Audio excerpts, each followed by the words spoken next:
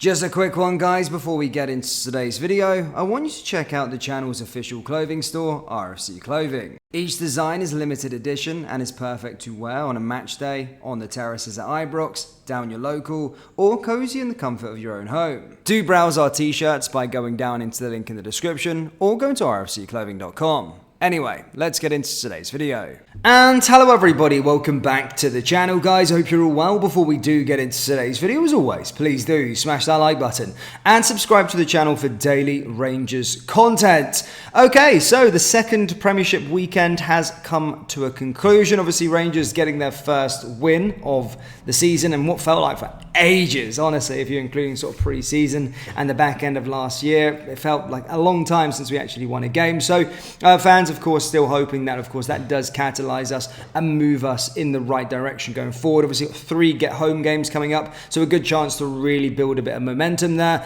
Of course, Dynamo Kiev is tomorrow in the Champions League, and to be fair, a lot of our transfer ambitions could hinder on what happens in that game. Yes, I know it's not going to get us straight into the sort of league phase, but of course, it would guarantee us another £5 million, and then we'll find out the potential opponents on who we play should we win that game. Or if we lose the game, then we'll find out what our kind of fate is. We'll be in the Europa League, and then we'll be forced to play with the funds that we currently have. So yeah, important game coming up tomorrow, but games coming thick and fast, of course, as we have got playing that sort of 2 games a week sort of schedule. But the more games, the better from this current crop, because we're still not ready, as you could probably see in the game. Yes, we got the win, but still looking pretty poor in our sort of style of play when Cherney's not on the pitch. But I keep reiterating that the team needs the club need to bring in some more players in sort of transfer incomings. I've been saying attacking players. We look pretty toothless. Again, apart from Václav Černý, who came on, I thought was very, very good.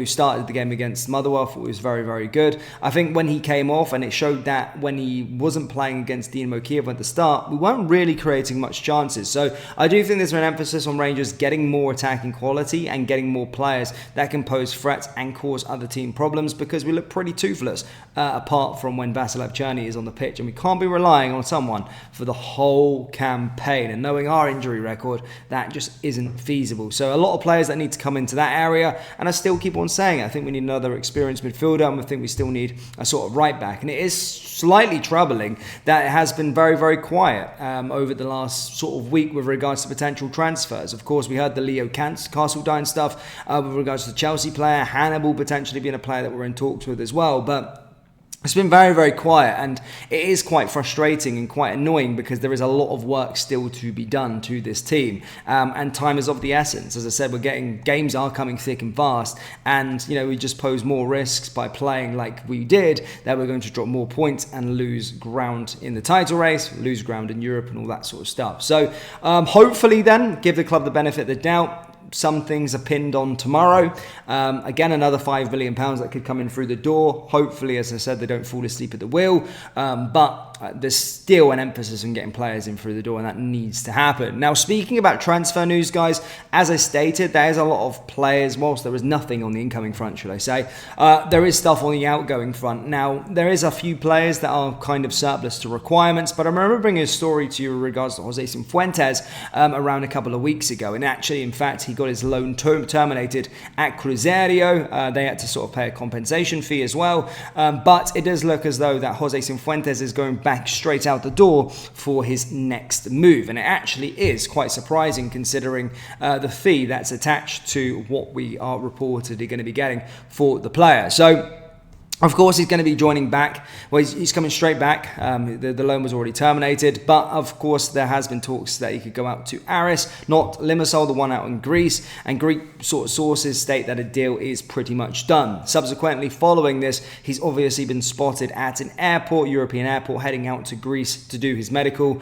and all of those kind of things. And we've heard from, Greek sources, we've heard from Inside Rangers sources, and we've heard from sort of the national Scottish media that a deal is all but done. Now, the breakdown of this deal supposedly is a loan with an obligation to buy, and at this moment in time there is a bit of a variation of how much this fee is, but it varies between £4 million and £4.5 million. But as stated, I always try and go with the lowest figure. £4 million is £3 million profit. It's mental. I don't know how we've managed to do it. I don't know how we've managed to get profit, make a considerable amount of profit for Jose Cifuentes, but I'm all for it. You know, Jose Cifuentes come to here with a high expectation. A lot of teams wanted him. A lot of teams thought that he was going to be a very good player, and we thought he was probably the signing last summer. There wasn't a lot to get excited about last summer, but he was the player for me that I got excited about and wanted to see what he was all about. Thought he was probably going to kick us on, take us to the next level. However, came in and was very not good, but then obviously went on loan and has stunk the place out in South America. So that Niels Cooper and co and the team have managed to get £3 million profit for him is sensational business. But apparently that is a loan with an obligation to buy. So yeah, fantastic to see that. And that's much needed funds to go back into this transfer kitty. If people were talking about profit and talking about money coming into the club, £4 million for Rangers or £3 million profit for Rangers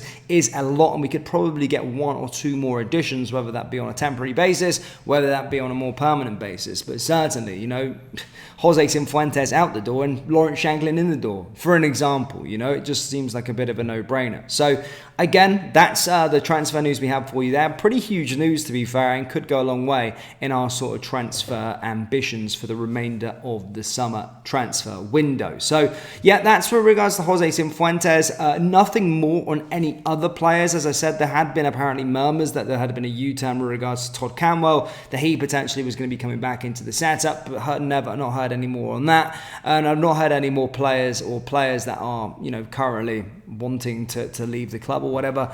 I've not heard any more on that. Of course, Yanis Hadji has been a bit of a subject of discussion within the Rangers fan base. As it said, he sort of surplus the requirements of this football club, but has also been playing with the B team. And he scored a hat-trick at the weekend, which has incited fans to say that he should be back in the team. Now, again, what I would say about Yanis Hadji is I like him. I think he's a good kid, but I certainly don't think he's as good as everybody makes him out to be. I think a lot of people live in the past, and to be fair, I don't think he's going to take us to the next level. Having said that, from a business perspective, the fact that we're getting £3 million profit for Jose Cifuentes, the same club can't market Yanis Hadji. You know, the guy with the guy with the famous name. You know, if he's going to be going out the door, why put him in the B team? I'm sure he can still play a part within the squad in the first team duties and try and, as I say, market him and get him out the door on a decent price tag. But sometimes Rangers don't surprise me. But yeah, guys, what do you think of the Jose Cifuentes one? What do you think of Yanis Hadji? And what's your score predictions for the game against Dinamo Kiev tomorrow? As stated, let me know down in the comment section below.